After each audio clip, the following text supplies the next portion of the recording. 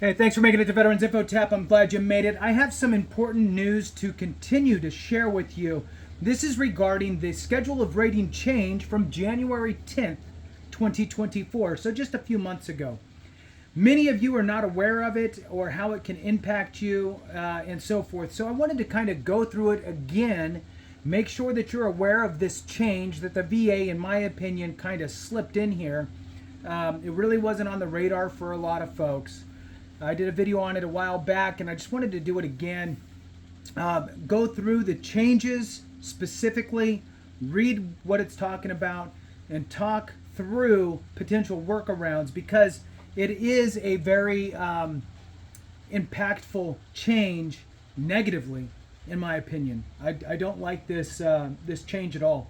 So every once in a while, the VA will do good changes. This one's not one. So please hit the thumbs up, subscribe, share with a friend, all that good stuff. I truly appreciate it. Every thumbs up and minute watched helps push this out to the hands of others. And if you want to support the channel in other ways, you can do that by becoming a member.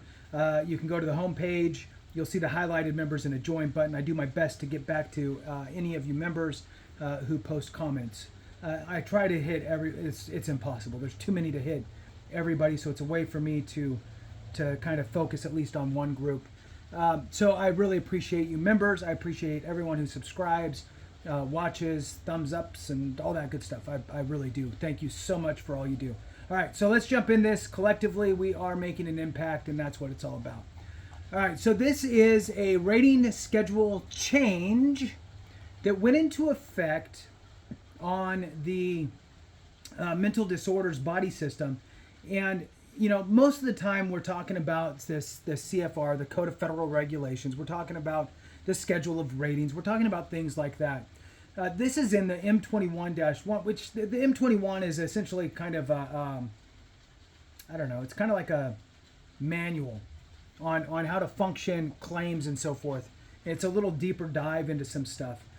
So the M21-1, Part 5, Subpart 3, Chapter 13, Mental Disorder.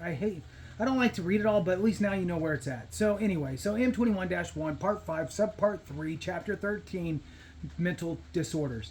And if you go there, you will see, as you scroll down, there's a change date. That change date was January 10th, 2024, so just a few months ago.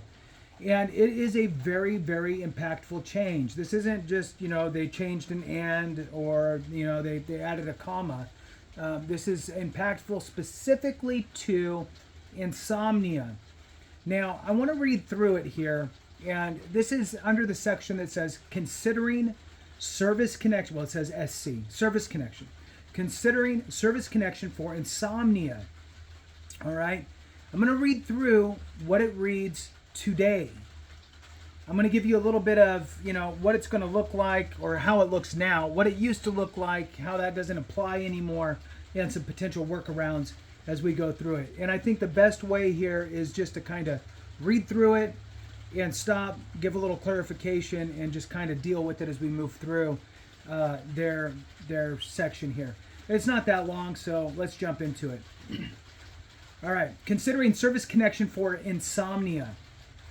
Carefully consider the evidence, and remember here that this is a VA worker, a rater, a VSR sitting there, and maybe they're new, and maybe they're trying to figure it out, and they go, okay, I'm going to grab probably the virtual version of the M21, and I'm going to flip to insomnia, and I'm going to read to make sure that I don't screw this up, because it's their manual, right? So they're going to read it, and so this is reading to them, the VA worker, about your insomnia claim. Okay, so here we go.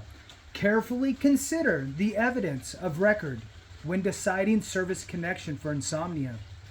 Insomnia is generally considered a symptom of another disability due to coexisting medical or neurological conditions. So right off the bat, the manual is telling the VA worker, hey, look, don't just service connect this. Make sure you're looking, because generally insomnia is a symptom of another coexisting condition. So make sure you utilize that other condition. So then the question's like, why? So let's go a little further and see what else we figure out. So insomnia can occur as an independent condition, or it can be a symptom associated with another medical disorder. So it's almost like they're doubling down. So again, sure, it can be an independent condition, or it can be associated with another mental disorder. For example, major depressive disorder could be associated with that, and that's why they're staying up at night. Or it could be from a medical condition. For example, pain. Their bad back that they're rated for is keeping them up. Or another sleep disorder. For example, a breathing-related sleep disorder. So the VA is really, in my opinion, going, I don't know if you want to call it out of their way, but they're going above and beyond to let the VA worker, the rater, know that, look, that insomnia claim could be associated with a mental disorder, could be associated with a medical disorder, could be associated with a sleep disorder, right? So, such as a breathing-related sleep disorder. So, take your pick on these. Now, why are they going so deep into that, saying, essentially, most likely, insomnia is connected to something else? Well, let's find out. When insomnia is adequately identified as a symptom of another underlying disability, service connection should be established for that diagnosis rather than for insomnia.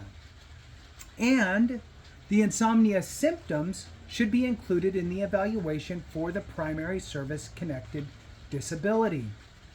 A separate evaluation is not warranted for insomnia that is considered secondary to or a symptom of another disability. So what they're saying here is that your breathing-related sleep disorder, you can't be rated for that and also rated for insomnia. Or you can't have a medical condition that's causing you pain and keeping you up at night. You need to take more drugs and sleep through the night, essentially. Or just deal with your insomnia due to your pain. We're just going to rate you for your condition that's causing that pain. Or your mental disorder that you have most likely is keeping you up at night, and we're not going to rate you for that. We're just going to say that your insomnia is a symptom of that. So that makes it pretty difficult.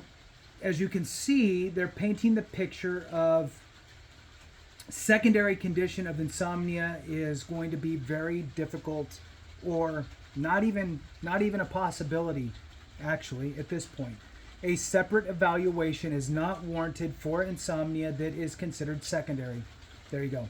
Secondary not allowed to or a symptom of another disability. So if insomnia is likely to be associated with any of your other conditions, you're not going to get rated as a secondary condition.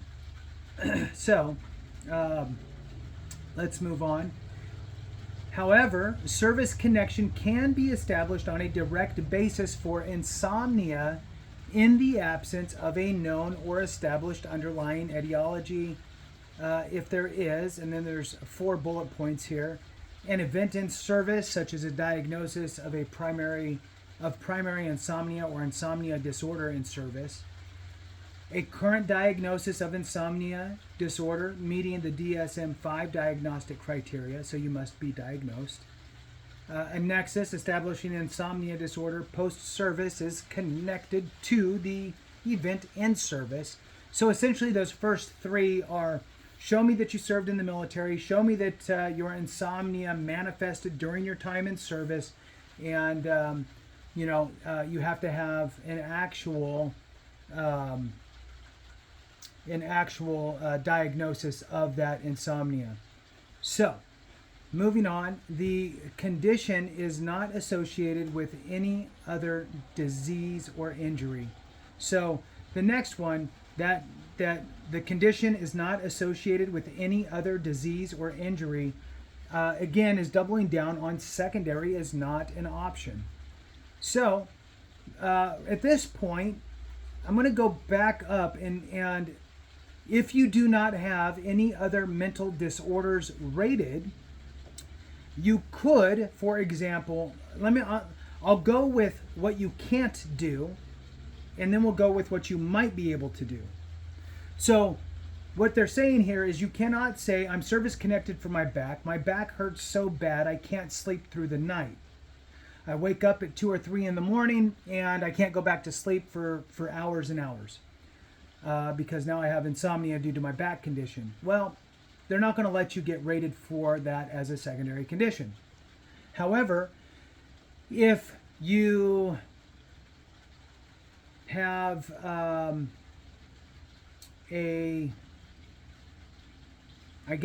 situation in which you have no insomnia whatsoever as a secondary of any of your conditions, right? So you cannot associate it with any of your current conditions, like they said. So you'd have to trace it back to your time in service, where they're talking about you can establish it on a direct basis in the absence of a known or established underlying situation. So here you are. You'd have to go, okay, well, I have to prove somehow that my insomnia started during service for no other reason than I don't know why I can't sleep. Maybe it was all the fire watch that you had to stand, and rotating shifts and getting woken up or doing night shifts or whatever it is. And now your sleep schedule is all messed up. And now you can't sleep and you just have insomnia. You would have to, ideally, have been diagnosed during service. However, probably most of you had not. So you would need to go to your doctor and have them do the Nexus Letter and say that it is most likely caused during your time in service or manifested during your time in service, and lean on that. And then what's going to happen is when you file that claim, the VA is going to look to see if there is any association with any of your other conditions. And I don't know how hard they're going to look into that, but the bottom line remains is that they do not want to award it if it is a sign or symptom of one of your other conditions, which makes a direct service connection, in my opinion, a very difficult road to hoe. So moving on here, I'm going to read this. It says a separate service connection evaluation for a diagnosis of insomnia disorder is only warranted if all other potential causes are ruled out and service connection can be established on a direct basis. DSM-5 revised, there's some notes, the diagnostic terminology from primary insomnia to insomnia disorder. In both the current and prior versions of DSM, the diagnostic criteria includes ruling out all other potential causes accordingly. A valid diagnosis of insomnia disorder meeting DSM-5 criteria means that the insomnia condition is not caused by or secondary to any other condition. When evaluating insomnia disorder, rate I can't even say it. I can't say it. You know what I'm trying to say. Under an appropriate diagnostic code 38 CFR 4.130. I can't say it. Whatever. I said it earlier when I read it myself, but now I'm doing it in front of you. So here we are. All right. That is it. I appreciate you watching this. Thank you so much. Have a great one. And remember, if we don't take care of each other, something went wrong.